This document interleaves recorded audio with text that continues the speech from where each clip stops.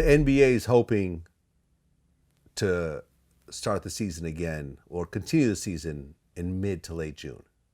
But that's just a pie in the sky estimate. Well, think about that, though. That time used to be saved for baseball. That time usually was spent outdoors. Mm-hmm.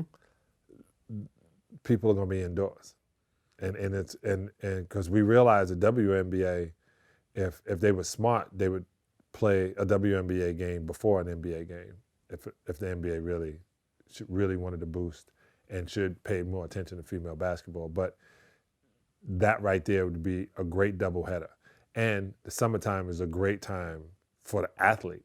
None of them are going to be in the cold. You're never going to travel to play in a place that's cold. Everywhere in the summer in America is going to be hot. It's going to be the best time to see Westbrook's outfits. It's going to be the best time to see D Wade wears on television. It's going to be more of a relaxed situation. It might even be a better season. Well, they're saying they're going to play the games without any fans. I don't think so. I really think that this is going to dial back. I'm telling you, it's going to dial back. It's not going to get back to what it was, but it's going to dial back, and it's going to be fans letting the game. Right, because originally LeBron said that he won't play without any fans. And then a few days later, he said, well, if this is what's required, I'm not going to, put my foot down and go against the league. Which didn't make any sense. That whole thing not playing in front of the fans didn't make any sense. Why is that? Who was he defending? What do you mean? Who was he thinking about? So, I'm thinking about the fans. Well, then that's why you play. The fans can watch on TV. A lot more people watch on TV. Most of the fans are watching on television. 99% of the people are watching on TV. And you play better.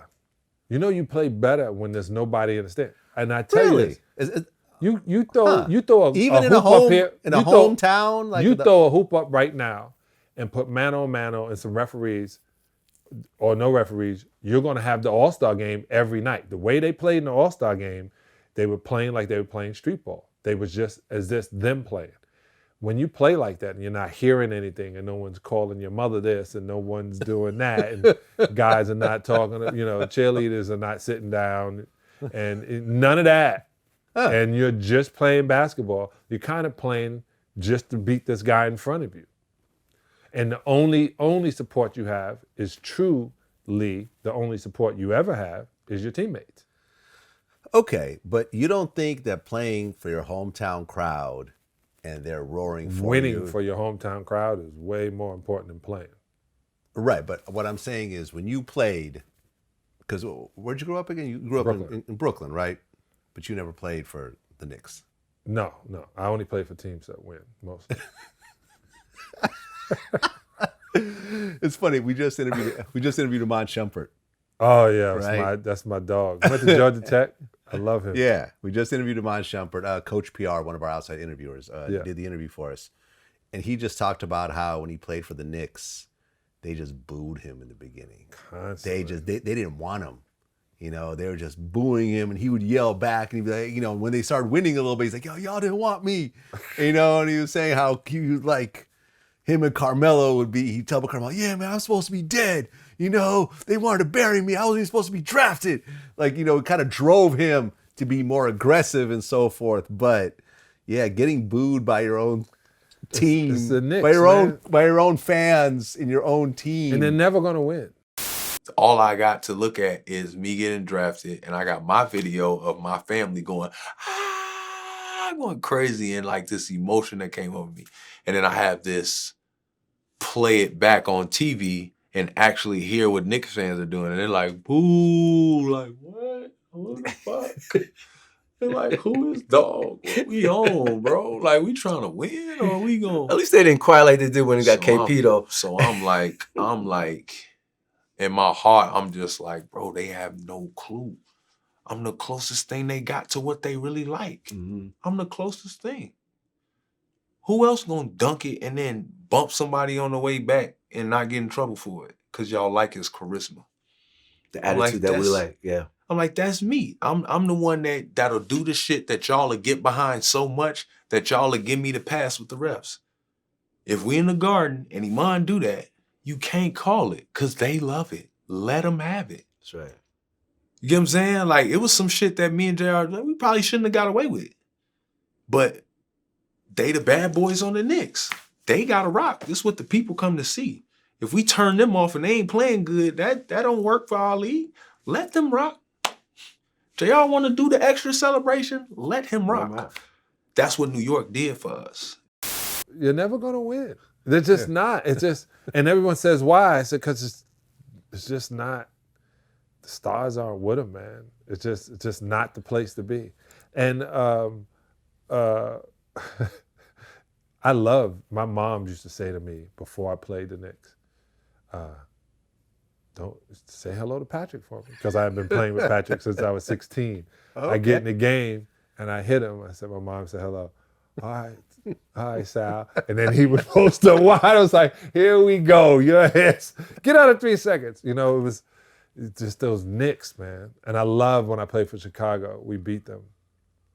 I had a scary situation where I thought I was going to get punched in the mouth by Derek Harper.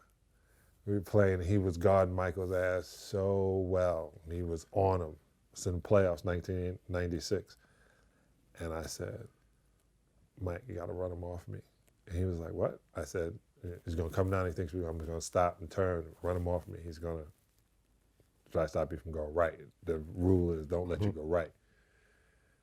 Or Michael. So Michael comes down, he looks at me, and I turn around and I set a pick like this. And Derek Harper runs neck here and ribs here, and he hits the ground, and I'm standing over him. I said, sorry, Harp. He jumped up. I was like, sorry, Harp. He just looked at me. I was like, he's going to break my nose. Derek Harper's going to break my nose. You my man. I'm sorry. I had to pick you. And it was nothing illegal about it. He was like, I wasn't even thinking you were still doing that shit. So I said, I wasn't, man. You got to get off of money. You know what I'm saying? Well, you know, in our interview with Iman Shumpert, what I found kind of interesting was when we asked Iman about whether Carmelo really gets the credit that he deserves as an all-time great. He said the one thing that people don't know about him is that as the team continued to lose year after year, he would take the credit away from everyone else and place it on himself. Right. Because he would say, they're going to fire the coach. They're not going to fire me. So he would take the heat for all their losses year after year in order to keep everyone else employed and keep everyone intact. Off the court, he don't get enough credit. For somebody that can deal with noise, somebody that could withhold comments and just not hide behind their work, but let the work speak for them. And somebody that finally, when he does speak, doesn't lie. He won't lie. And he won't blame. And there's times that I literally have told him, bro, it's not my job to take food out of another man's mouth. I'll take the blame. Mm. Even if it's coach's fault, they'll fire him. They ain't gonna fire me. And look, he was this superstar playing on a team that just never won championships. He was a bad mother on a bad team. Yeah. And I saw him at the Kobe Memorial, he, Lala, and their son. And people don't realize this is a New Yorker too. So to be a New Yorker and go back. He's from Baltimore. Well, close to New York. He's a New Yorker. Yeah. Like Philly, they New Yorkers. They just cut their hair different. But just he became part of that city, smoking cigars and drinking wine with them. I just felt bad that he was in that situation because when they were coming out, LeBron and Carmelo, I said on the Best Damn Sports Show, I thought Carmelo should have been the #1 pick. And I had to apologize to LeBron on camera for that. And they are boys. He was like, I ain't worried about that. I go, oh, no, I think you are. I think you were worried about that. Especially when you're like 19 years old and you everybody's telling you this and there's one guy telling you otherwise. But Carmelo, to this day, like now, Carmelo is playing because he loves to play basketball. He'll come back around. It's going to be like the next thing, and he's doing it too. And I'm just a big fan of his. I'm a New Yorker, so I'm a Syracuse fan. So yeah, I was big.